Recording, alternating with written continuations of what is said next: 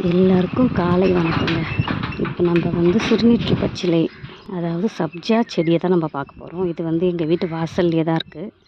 இந்த சிறுநீற்று பச்சிலை விதை நம்ம எதுக்குன்னா, நம்மளோட உடம்பு சூட்டை குறைக்குங்க இது சாப்பிட்றதுனால. அப்புறம் நம்மளோட உடம்புல இருக்க கெட்ட நீர்கள், அதெல்லாம் கெட்ட நீரெல்லாம் வெளியேற்றுது. இதில் மூலிமா அதிகப்படியான சத்து நிறைஞ்சிருக்குங்க இந்த விதைகளை சாப்பிட்றதுனால.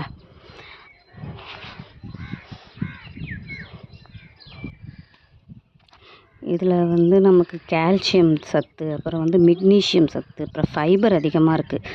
அப்புறம் ப்ரீபயோட்டிக், அப்புறம் வெயிட் லாஸ், சுகர் லெவல் கம்மி பண்ணுது, பேட் கொலஸ்ட்ராலெல்லாம் இது பண்ணுது.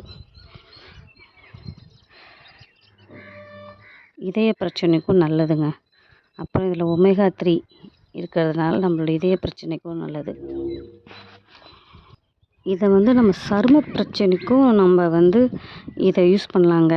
நம்ம முகத்தில் ஏதாவது பிம்பிள்ஸோ இல்லை அடிப்பட்ட காயமோ அந்த மாதிரி ஏதாவது இருந்தால் கூட இந்த இந்த இலைகளோட சாறை எடுத்து நம்ம நம்ம அந்த அடிப்பட்ட இடத்துல போட்டுக்கலாம். அது நல்ல ரிசல்ட்டை கொடுக்கும். இது அந்த இலை அவ்வளோ மணமாக இருக்குங்க, வாசனையாக. இது அந்த இலை மூலயமா நிறைய கற்பூர வாசனை இல்லை எண்ணெயெல்லாம் தயாரிக்கிறாங்க.